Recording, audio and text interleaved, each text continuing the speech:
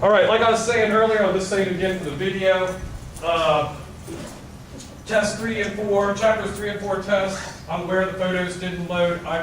What I would go do is this weekend, I will add those points in if you missed it, and we'll keep on going, and I'll fix that for next semester that I teach at the photos later. Soft skills are very important. We have a community resource board, and basically it's the chief, police, sheriff, others in the criminal justice field in the local area. And one of the things they have told us is soft skills are lacking in your students. First being they can't write. Second being they don't have good communication skills via email especially. And third, they don't know how to do basic things with email or Microsoft or any of those things. And we're sitting there going, right? If you notice, Andrew and I have got a lot tougher, more involved in making sure you have those soft skills. You'll see a lot more essay questions, especially from Andrew, because he loves essay. I hate them because with lots of students in one class, I have to read every one of them. It just takes forever. With this class, whether it's 20, it's not so bad, 38. But you'll notice in a lot of the classes, you'll have a lot more essay questions. In my classes, I have to do a lot of papers, and I'm particular about APA and formatting and Microsoft Word. The timeline thing was to see how well if you could do with Microsoft Word or PowerPoint. I notice a lot of you, and it kind of shows because of the questions I get when you're having difficulties at home with tests and stuff, that a lot of students refuse from the beginning to get a laptop or a home computer and want to do everything from their smartphone, even though it's a big 6.9-inch screen. It's not always mobile compatible, and you're going to have issues.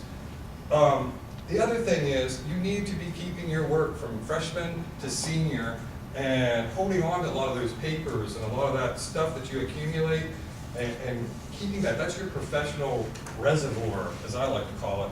And you'll be asked at capstone or at internship to utilize some of that stuff that you have kept. Clients' contacts, papers that you've written. So you really should think about, as a student, getting off the mobile phone, trying to do everything on the mobile phone, break down and buy you a laptop, which I suggest a laptop. You should bring to school, take it to the IT department, sit at McDonald's when your internet goes out. All right, I know students that have to do that. Invest in a laptop, not a laptop, a home computer. Do not try to do everything on your smartphone for 4 years. You're not going to learn Microsoft Word. You're not going to keep files. You're not going to keep stuff that you accumulate digitally wise. And then at your end of your 4 years, you don't have nothing. You don't have a portfolio. You can't show me your past work. Studies that you've had to read. You might go to grad school, or you might go on to Parkersburg PD or somewhere else and be like, how do you know this shit? You don't know it up. And you'd be like, oh yeah, let me email you this right here. Here's this study I read. It's like 43 pages, and here's 5 of them. And they all say the same thing. Well, I've been telling you all along. They're like, oh, he's smart. She's smart. Because they backed up with evidence. Start accumulating that kind of stuff now. Don't try to do everything on your smartphone. And I noticed, and I can kind of tell what students do, because it'll knock them off. They try to use cell phone towers, and take tests. Well, it'll knock you off a lot of times because you got a bad connection there. And I can kind of tell which students are trying that. And it doesn't hurt me, it hurts you. So that's just my little blurb about that. For the PowerPoint, I was looking for anything creatively that had a timeline and a caption box. Some of you use Microsoft Word and put them in like this and put your blurb in there. Those all look good. I didn't care. I saw that you were manipulating Microsoft Word or PowerPoint. Some of you only opened up Microsoft Word, put a header, juvenile or crime or whatever, went like this, and then you just did a list underneath it. That wasn't a timeline. So I gave you 33 points out of 35, which is still 94%. I'm just trying to make a big deal out of it for you because I want you to get used to trying those soft skills and becoming proficient at it. Your employers like Parkersburg PD, the sheriff's office, regional jail, they expect when you come from WVUP as a bachelor's graduate, or at least associates, that you have some of those soft skills. And they're reporting to us that you don't. The ones that have been hired, some of the students that are leaving here in the past. So that's why I crack on it a lot, and crack on using laptops instead of smartphones, and start building your student portfolio. Because you've learned a lot. You'll learn a lot from the freshman. You might not think it, but when you look back at all that stuff you saved on your laptop that had to do with school, with your classes and extracurricular activity, you have a lot of info there. I know in a lot of my classes, I put PDFs. For the class I just come from, they have to learn about assessments, because that is a big WVUP CJ theme. It's the importance of assessments, whether they're for offenders or for agencies, and for hiring criminal justice professionals, we use assessments. This is a field where you assess, just become a police officer, a correctional officer in a lot of places, just like offenders are assessed for treatment. So all those things are very important to us. This chapter here is packed full of a lot of good things, legal issues and criminal investigation. I want to start out by saying that the Supreme Court of the United States has done a really good job over the last 40 or 50 years telling police officers what they can and can't do. And whenever you're in doubt, you can simply go back and look at those Supreme Court cases, and they tell us. Open your book up to chapter 5. Go straight to page 124. The Bill of Rights. And believe it or not, a lot of police officers forget about this, and it's one of the foundations of policing. The Bill of Rights applies only to the manner in which the federal government operated within the justice system. However, in 1868, the 14th Amendment, the 14th Amendment was passed extending due process to each of the states as well. Under this amendment, citizens are basically guaranteed 3 classes of rights: privileges and immunities of citizens of the United States, due process of law, that's your big one for us, and equal protection under the law. We consider the implications of the 4th, 5th, and 6th Amendments, which limit and control the manner in which government officials operate in our justice system. The 4th Amendment, it's the most important to us police officers. There are 2 classes of amendments, 2 clauses of this amendment that are significant in the realm of criminal investigations. Unreasonable searches and seizures clause. This is a protection for citizens. Right? All cops are citizens too, so it protects cops that are citizens in their capacity as an ordinary citizen. Never forget that, because I always go by the rule of do unto me, do unto others as I would do unto others. Yes, ma'am. I don't know how I got that off backwards, but same rule applies here. 2 clauses of this amendment: unreasonable searches and seizures, the right of the people to be secure in their persons, house, papers, and effects against unreasonable searches and seizures shall not be violated. You have a warrants clause. No warrant shall be issued but upon probable cause. Not reasonable suspicion, not in hearsay, not on rumors, but on probable cause. Supported by oath or affirmation. You guys know what an affirmation is? You guys read something, you don't know what the heck it is. Do you ever Google it? That's how it's so easy compared to when I was in school. I had to get a damn dictionary out, weighed 10 tons. Right?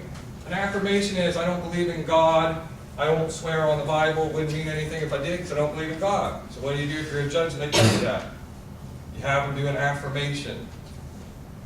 It's basically the same as an oath, but an oath in the criminal justice system, they hand you a Bible, or they hold a Bible out and you put your hand on it, you're making an oath under God, to God. Not on my grandma's grave, but to God, right? With an affirmation, you're simply swearing on your good word that you're not lying. It's not an oath to God. They don't stick the Bible under your hand. That's all it means. So under oath or affirmation, and by the way, I believe in God. I was just saying if I did. Right? I wouldn't walk out of here calling the Christian, you don't believe in God.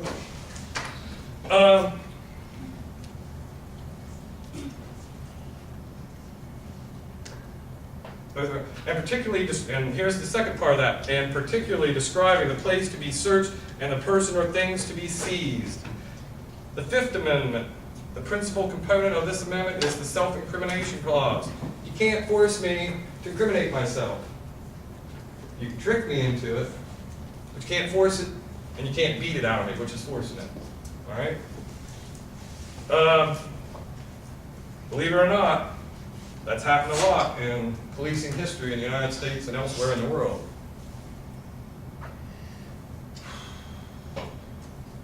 Privileges against self-incrimination. No person shall be compelled in any criminal case to be a witness against himself. This usually extends to your marriage partner. Usually. Your marriage partner can disavow that and go ahead and tell on you if they want to. Right? It's just not, hey, I'm married to her, and I don't want her telling me, but she decides to tell me, I'll be like, oh, there's cause. Nope. She can do what she wants. She can say, no, we're married, I can hide behind the Fifth Amendment. Sixth Amendment. This amendment guarantees the right, people the right to confront their accusers and have legal representation. That's pretty, as a police officer, a lot of times we want witnesses. A lot of times people don't want to be a witness. They want to tattle, but they don't want to sign the form and go to court and do all that, so that limits us. Right of, in all criminal prosecutions, the accused shall enjoy the right to be confronted with the witnesses that are against him or her. The right to counsel. Okay, where I wanted to really get to, that's what the runner-up. Probable cause requirement, right? For the last 30 years, courts have scrutinized virtually every aspect of the Fourth Amendment. Probable cause requirement is one of the most important components of the Fourth Amendment because it lies at the heart of police officers' authority to search, seize, and make arrests. Simply put, probable cause is the minimum amount of information necessary to warrant now here's the catch, a reasonable person to believe that a crime has been or is being committed by the person who is being, and I want to say, looked at. Your book says arrested. I haven't arrested him yet, I'm just thinking about it. Because I'm not sure, I'm building in my mind as a police officer, reasonable suspicion, probable cause, and then I arrest. That sentence there makes it sound like I'm arresting them and then I figure out whether there's probable cause. I don't like how it's written there. But they didn't want to put a person who's being looked at. Because that's colloquial or, instead of grammatically correct. Officers generally establish probable cause on their own observations. Did the suspect attempt to run away? Did the suspect commit any part of the alleged crime? Did the suspect behave in a weird way? It is unlikely that a single fact or circumstances will establish probable cause, but several facts put together might. And I underlined this part. Probable cause is the minimum amount of information necessary to cause a reasonable person, we've already said this once, a reasonable person to believe that a crime has been or is being committed by a person who is about to be arrested or is being watched by the police. It is also common for probable cause to be established through hearsay, information provided by third-party sources, typically informants. There's a big catch to this one, though. Officers must be careful what the information is reliable and verifiable. Reliable. I got it off somebody that's a drug addict. Probably not a reliable, right? Maybe they're even an upstanding citizen, but they've been to court a couple times, lied on the stand, and got caught for perjury. They're not a reliable witness either. Verifiable. You want to be able to double check and verify, what was it, Bush that said trust but verify, or was that Reagan? when it come to Russia or China or something, nuclear missiles, he said, well, I'll trust them, but we'll verify it. Right? Same thing here. You must be able to verify that hearsay or that information, and that it's not just based on rumor or suspicion, because such information is not sufficient to establish probable cause. When I teach my policing courses for police administration, we go over probable cause, and the best way I can, I've been a police officer, the best way I can tell you probable cause is you're a walking, talking recorder. As I moved around my jurisdiction, you know, it's like I'm recording everything. But something will catch my eye, you know, like somebody's on the street corner at 2 in the morning and they're smoking. And so I make a round around the block, come down the alley. Now I smell marijuana. Still don't see a person because I haven't come around the corner. Now I pull up to the corner and they're right on the other side of the corner and I have my window of my cruiser down. I really smell the marijuana and they throw the cigarette and take off walking. Every part of that, my reasonable suspicion started building, right? So now I jump out of my cruiser, pick up what they threw down, look at, no, it is marijuana, and I chase after them. I went from reasonable suspicion to probable cause. And I built upon that. Sometimes you get probable cause right out, it's right there. He was peeing in public at 2 in the morning outside the bar. Boom, that's probable cause. It's there, it's right in front of you. I didn't have to go any farther to establish that he's broke the law. But with that weed situation, it could have been somebody else smoking. I could have drove by somebody else that was smoking weed, and I just thought it was him, he was smoking a cigarette, right? So I had to build on that one. So probable cause, sometimes it'll slap you right in the face, and it's right there, you don't have to build on it. But a lot of times, it's a building process. It starts with suspicion, and I keep watching, I keep gathering evidence by watching, smelling, hearing, sometimes even tasting. That cocaine up here? That is cocaine, right? So officers use all 5 of their senses to develop probable cause. Usually it's with our eyes. We see it. A lot of times it's our eyes and ears. But my marijuana case, I specifically picked that one because it was my eyes and my nose, not so much my ears, that helped me build that probable cause, from reasonable suspicion probable cause. If it had been cocaine and we turned it around a little bit and he was doing it on a park picnic table at the park, and I thought, so I walked over, instead of picking up the joint, I walked over and, yep, that's cocaine. And I put my little evidence thing and I put it in the thing, shake it up, yep. So I can use all 5 of my senses. I don't really, in the old days, they did taste cocaine like that. Now we don't do that. We got these little, but they didn't have them little things back then that you shook up and they turned purple. But you can use all 5 of your senses to make that threshold of probable cause. The important part is, when you're doing all that, you got to maintain in your mind, what would a reasonable person think? A reasonable person. So I try to put myself in the average Joe citizen that's got a high school diploma. They are maybe not totally book smart, but they're not totally street dumb either. They got common sense. What would a common sense, the average common Joe or Jill think if this scenario played out in front of them? Not so much because I might be biased a little bit, so I got to kind of sometimes remove myself when I build probable cause because I'm biased. Right? I don't like druggies. I hate drugs. Drug heads, hate them all. So I might be quicker to build probable cause or invent probable cause when it's really not there, think it's there when it's really not there, because I don't like drug addicts. Does that make sense? Well, that's not the way I am, but I'm just saying we all have prejudice sometimes. And as a police officer, you don't get to indulge in those prejudices. You got to know that you have them, set them to the side, and work your box for that probable cause a little harder. All right? YouTube.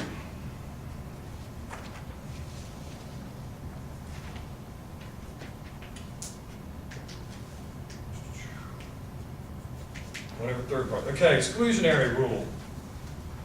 Relates primarily to cases involving issues of search and seizure, arrests, interrogations, stop and frisk violations, In addition, it pertains to any evidence obtained illegally, even though it may be both relevant and material. The exclusionary rule states that courts will exclude any evidence that was illegally obtained, even though it may be relevant and material. The exclusionary rule was originated in 1914 in the Weeks versus United States case.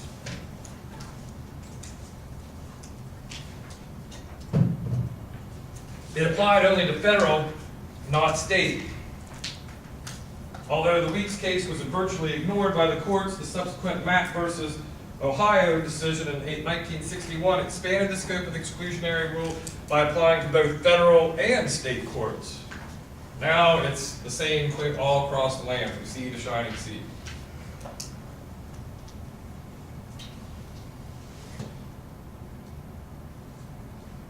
The Supreme Court overturned the original conviction, stating that the methods used by officers to obtain the evidence were a violation of Mack's constitutional rights. And I didn't read the scenario. You should have read the textbook and got that scenario. In the question in the Mack case was whether or not the illegally seized evidence was in violation of the Fourth Amendment search and seizure provisions, which would render it inadmissible in the state trial in which Ms. Mack was found guilty. Although the state Supreme Court in Ohio upheld the conviction, the U.S. Supreme Court overturned it. In addition to imposing federal constitutional standards on state law enforcement personnel, the court pointed out that there was a relationship between the Fourth and Fifth Amendments that make up the legal basis for the exclusionary rule. Oh, a little thing here, I just wonder if you guys knew this.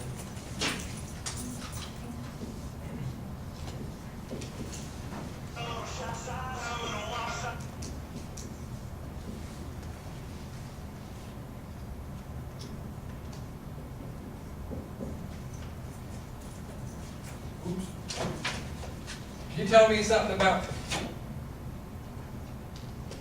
one or both of those? What's this? Why? How'd you know that? You smart. How'd you know that? Only the U.S. Supreme Court will come with a capital C by itself. If you just say the court, all right? And you put a capital, you're talking about the Supreme Court. If you put the court, it could be any dang court in the United States. We have a similar rule for somebody else. Well, for a couple people. Who are they? Yeah, but I was thinking bigger than him. God. Jesus. You always capitalize theirs. And if you put in a sentence and you had a capital H-I-S, versus this H-I-S, I would automatically know you're talking about God or Jesus. They automatically get a capital. When you say Rhett's toboggan is really his, and you use a capital H, you just put me in a whole realm where I do not need to be, because I'm not that smart. Just see that. Just wonder if you guys knew that. Capital C always means U.S. Supreme Court. Just like a capital H-I-S means God or Jesus Christ. Referring to him in that manner. And yes, the president's always capitalized.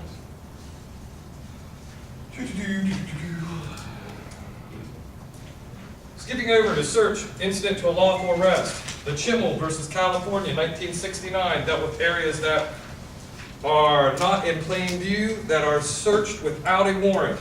Let's skip anything. Ooh, maybe I did.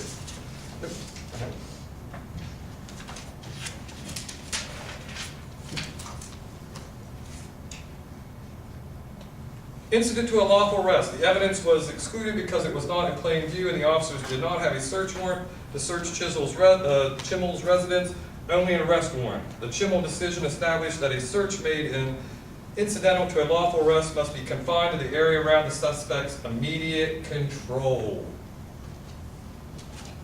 The point in the Chimmel case is that officers who searched Chimmel's house went far beyond any area where he might have either hidden a weapon or been able to destroy any evidence. Therefore, there was no constitutional basis for an extended search of the house.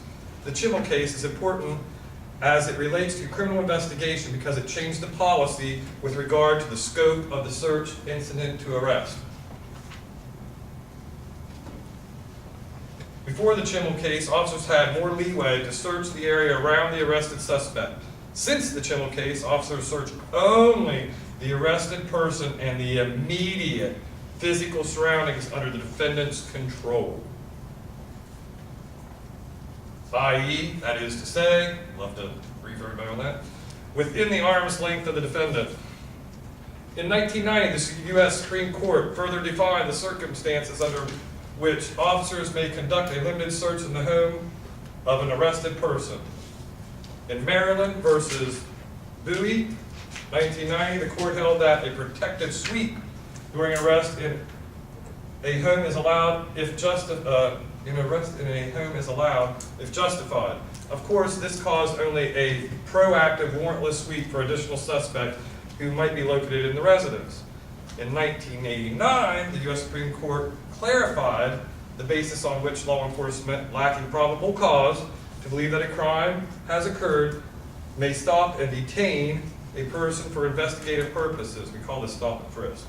United States versus Socolow, 1989, the court ruled that the legitimacy of such a stop must be evaluated according to and you'll see this a lot from the U.S. Supreme Court, when they're talking to police officers.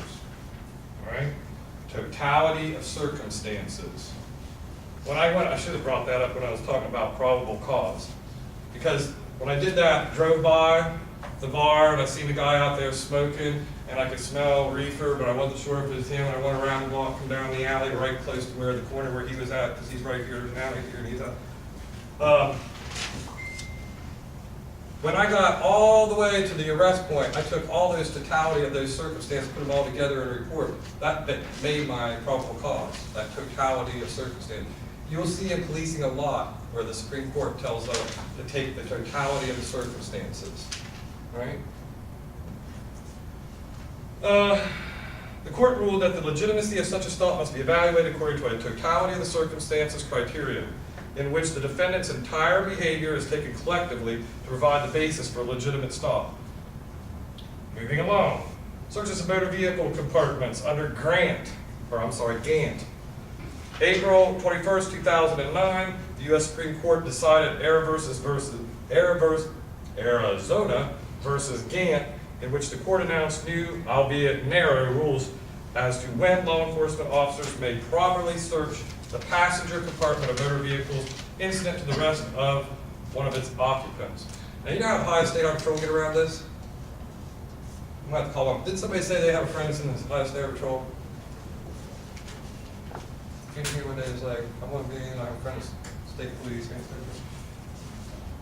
Somebody remind me of that here in a second. Keep going on Gant. Okay. In Gant, the court, and notice the court, it's got a big C there, so that means the Supreme Court. In Gant, the Supreme Court limited its Fourth Amendment search authority to two circumstances. Police may search a vehicle incident to a recent occupant's arrest only if the arrestee is within reaching distance of the passenger compartment at the time of the search, or it is reasonable to believe the vehicle contains evidence of the offense of the arrest. In Gant, and you keep reading that. In Gant, Supreme Court clarified a two-prong rule establishing when such area may be searched. Prerequisite. The Gant test is an either-or proposition, meaning that only one prong of the test must be satisfied to be in compliance with the holding of the decision. Two-prong test, but only one prong do you have to be able to be like, that's it. You don't have to establish that you're covered by both of the arguments. The first prong of the holding in Gant deals with the access and states that, quote, police may search a vehicle incident to a recent occupant's arrest only if the arrestee is within reaching distance of the passenger compartment at the time of the search.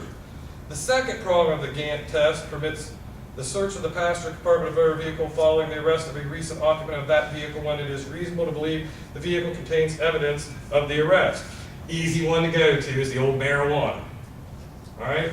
Or I'll just go with No, marijuana. Makes it easier because I won't find any loopholes.